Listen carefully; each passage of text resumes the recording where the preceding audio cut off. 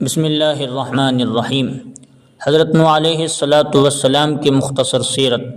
قرآن مجید میں اللہ تعالیٰ فرماتا ہے وَلَقَدْ أَرْسَلْنَا نُوحًا إِلَىٰ قَوْمِهِ فَلَبِثَ فِيهِمْ أَلْفَ سَنَةٍ إِلَّا 50 عَامًا، اور ہم نے نوح علیہ السلام کو ان کی قوم کی طرف بھیجا تو وہ ان میں 950 سال رہے، پھر ان پر طوفان آ گیا اور وہ ظالم تھے۔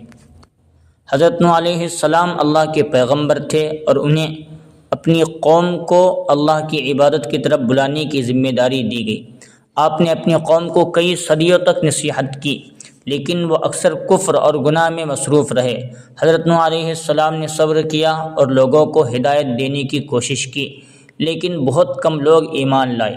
آخرکار اللہ نے حکم دیا کہ نوح ایک کشتی تیار کرے، کیونکہ وہ قوم عظیم طوفان سے عذاب میں مبتلا ہو گئی۔ حضرت نوح علیہ السلام نے اللہ کے حکم کے مطابق کشتی تیار کی اور ایمان والوں کو اس میں سوار کیا۔ پھر اللہ کا عذاب آیا، پانی نے زمین کو ڈھانپ لیا اور نافرمان قوم تباہ ہو گئی، جبکہ نوح علیہ السلام اور ان کے ساتھی محفوظ رہے۔